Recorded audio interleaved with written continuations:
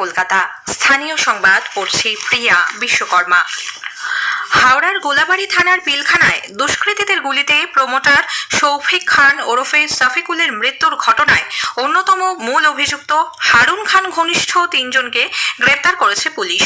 মোহাম্মদ বিলালকে জোড়াসাঁকো থেকে এবং দিলদার হোসেন ও মোহাম্মদ ওয়াকিলকে বউবাজার এলাকা থেকে পাকড়াও করা হয়। ধৃতদের আজ হাওড়া আদালতে তোলা হবে। এদিকে পিলখানায় খবর সংগ্রহ করতে গিয়ে বেসরকারি টিভি চ্যানেলের সাংবাদিক ময়ূখ ঠাকুর চক্রবর্তীর আক্রান্ত হওয়ার ঘটনায় 6 জনকে গ্রেপ্তার করা হয়েছে। উল্লেখ্য, গতকাল ভোরে হারুন খান ও রোহিত খুব কাছ থেকে শৌফিককে গুলি করে চম্পট দেয়। মূল অভিযুক্ত 2 জন এখনো অধরা। হিংসা এবং দুর্নীতিকে সমূলে উৎপাটন করার আহ্বান জানিয়েছেন রাজ্যপাল ডক্টর সিভি আনন্দ বোস। গতকাল সাংবাদিকদের মুখোমুখি হয়ে তিনি বলেন, বাংলার ঐতিহ্য রক্ষার জন্য এই 2টি বিষয় নির্মূল করা প্রয়োজন। হাওড়ায় প্রকাশ্যে গুলি করে খুনের ঘটনার তীব্র নিন্দা করেন তিনি। Violence, corruption. These are 2 inevitable factors which will be rooted out lock, stock and barrel from the body politic of Bengal. The news which you have given me now, I have not studied that. I'll look into that and give a response later. কলকাতার বেনিয়াপুকুর থানা এলাকার তিলজলায় বচসার জেরে এক যুবকের গুলিবিদ্ধ হওয়ার ঘটনায় ধৃত মোহাম্মদ সালমান ও মোহাম্মদ আনোয়ারকে 5ই মার্চ পর্যন্ত পুলিশ হেফাজতে পাঠিয়েছেন বিচারক। গতকাল তাদের শিয়ালদা আদালতে তোলা হয়। উল্লেখ্য, গত সোমবার বাড়ি থেকে ডেকে নিয়ে গিয়ে মোহাম্মদ নিয়াজ নামে ওই যুবককে লক্ষ্য করে কয়েক রাউন্ড গুলি চালায় অভিযুক্তরা। বর্তমানে তিনি SSKM হাসপাতালে চিকিৎসাধীন। SIR প্রক্রিয়ায় যে সমস্ত ভোটারদের নথি এখনো ওয়েবসাইটে আপলোড হয়নি, আজ বিকেল 5টার মধ্যে তা জুডিশিয়াল অফিসারদের হস্তান্তর করার জন্য ERO এবং AEROদের নির্দেশ দিয়েছে সুপ্রিম কোর্ট। নির্বাচন কমিশনের তরফে গতকাল প্রধান বিচারপতি সূর্যকান্ত, বিচারপতি জয়মাল্য বাগচি ও বিচারপতি বিপুল M পাঞ্চলির বেঞ্চের দৃষ্টি আকর্ষণ করা হলে তারা এই নির্দেশ দেন। শীর্ষ আদালত জানিয়েছে, 14ই ফেব্রুয়ারি পর্যন্ত যে সমস্ত ভোটারদের নথি ERO এবং AEROদের কাছে জমা হয়েছে অথচ আপলোড হয়নি, সেগুলি SIR এর কাজে নিযুক্ত বিচার বিভাগীয় আধিকারিকদের হাতে তুলে দিতে হবে।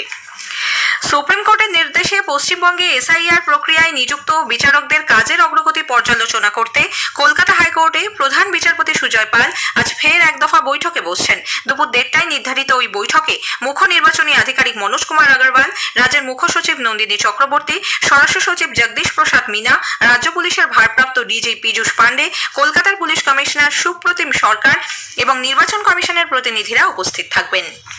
রাজ্যে আসন্ন বিধানসভা নির্বাচনে আরও 57টি বহুতলে বুথ তৈরির ব্যাপারে মুখ্য নির্বাচনী আধিকারিকের দপ্তর নির্বাচন কমিশনকে প্রস্তাব দিয়েছে।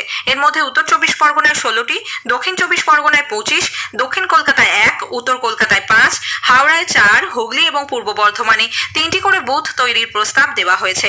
300-র বেশি ভোটার থাকায় এই বহুতলগুলিতে বুথ তৈরির পরিকল্পনা চলছে। এদিকে মোট ভোটার সংখ্যা এখনো নিশ্চিত না হওয়ায় বুথ পুনর্বিন্যাসের পরিকল্পনা বাতিল হয়েছে বলে নির্বাচন কমিশন সূত্রে খবর। ভোট গ্রহণের জন্য বর্তমানের 80,681টি বুথই থাকছে।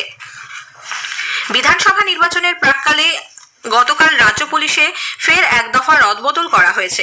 এই দফায় মোট 29 জন আধিকারিককে বদলির নির্দেশ জারি করা হয়েছে। এর মধ্যে একাধিক জেলার ডেপুটি পুলিশ সুপার, বিভিন্ন মহকুমার SDPO ও কমিশনারেটের অ্যাসিস্ট্যান্ট কমিশনার পদমর্যাদার আধিকারিক রয়েছেন। SIR প্রক্রিয়ায় তথ্যগত অসঙ্গতির নামে গোপনে বৈধ ভোটারদের নাম বাদ দেওয়া হচ্ছে বলে মুখ্যমন্ত্রী মমতা ব্যানার্জি যে অভিযোগ করেছেন, বিজেপি তার সমালোচনা করেছে। কেন্দ্রীয় প্রতিমন্ত্রী সুকান্ত মজুমদার বলেছেন, যাবতীয় সমস্যা তৈরি হয়েছে শাসক দলের অসহযোগিতার জন্য। উল্লেখ্য, ভোটার তালিকায় বিশেষ নিবিড় সংশোধন SIR প্রক্রিয়ায় রাজ্যে 1,20,00,000 মানুষের নাম বাদ যেতে পারে বলে মুখ্যমন্ত্রী মমতা ব্যানার্জি আশঙ্কা প্রকাশ করেছেন। নিজের বিধানসভা কেন্দ্র ভবানীপুরে গতকাল এক অনুষ্ঠানে যোগ দিয়ে তিনি বলেন, তথ্যগত অসঙ্গতির কারণ দেখিয়ে এর মধ্যে প্রায় 80 লক্ষ ভোটারের নাম বাদ দেওয়া হচ্ছে।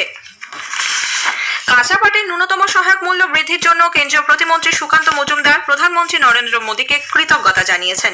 এদিকে নদিয়ার চাপড়ার বাসিন্দা পাট চাষী কৃষ্ণ দাস কুণ্ডু এই সিদ্ধান্তে সন্তোষ ব্যক্ত করেছেন। দীর্ঘদিন ধরে আমরা পাটের এই সহায়ক মূল্য বৃদ্ধির জন্য অপেক্ষায় ছিলাম। এবছর প্রধানমন্ত্রী নরেন্দ্র মোদীর উদ্যোগে পাটের এই দাম বৃদ্ধিতে আমরা নতুন করে উৎসাহ পেয়েছি পাট চাষে। এর জন্য আমরা মন্ত্রিসভা এবং নরেন্দ্র মোদীকে বিশেষভাবে কৃতজ্ঞতা জানাচ্ছি। আমরা নতুন করে পাট চাষে উৎসাহিত হয়ে পড়েছি এবং ভবিষ্যতে পশ্চিমবাংলায় পাট চাষ আরো উত্তরোত্তর বৃদ্ধি পাবে। মেট্রোর সুড়ঙ্গে বিদ্যুৎ সংযোগ বিচ্ছিন্ন হয়ে গেলে ব্যাটারির শক্তিতেই এবার ট্রেন চলবে। পরবর্তী স্টেশন পর্যন্ত মেট্রোর রেকটিকে পৌঁছে দেবে ব্যাটারি। কলকাতা মেট্রোর ব্লু লাইনে গতকাল নতুন battery energy storage system base চালু করা হয়েছে। সেন্ট্রাল মেট্রো স্টেশনে এর উদ্বোধন করেন কলকাতা মেট্রোর জেনারেল ম্যানেজার শুভ্রাংশু শেখর মিশ্র। দমদম থেকে মহানায়ক উত্তম কুমার অর্থাৎ টালিগঞ্জ পর্যন্ত 17 কিলোমিটার পথে নতুন এই ব্যবস্থা চালু হয়েছে। স্থানীয় সংবাদ শেষ হলো। এর পরের খবর বেলা 12:30 মিনিটে।